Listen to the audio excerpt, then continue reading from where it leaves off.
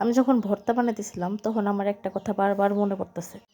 আমার জ্যাঠা কি করতো যে বাজার থেকে কমের ভিতরে বোম্বাই মরিচ কিনা নিয়ে আইতো। তার অনেক জায়গা সম্পত্তি ছিল। সে কি করতো এই বোম্বাই মরিচগুলাই না জেরিরে কইতো যে এগুলা ভর্তা বানাইতে।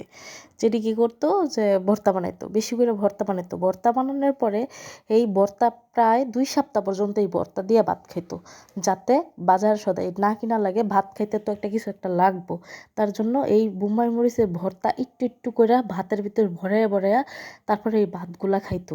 তারা কি কষ্ট করছে খাবারের, তাদের এমন না যে অনেক কিছুর অভাব ছিল, জায়গা সম্পত্তির অভাব ছিল, খাবার দাবারের অভাব ছিল, এমন না। তারপরও কিপটামি করছে। এরকম কিপটা আমি কখনোই দেখি নাই, আমি অন্তত দেখি নাই। এখন তো যেটাই বাচ্চা নাই, তারপরও এইগুলা সবগুলা কথা মনে পড়ে।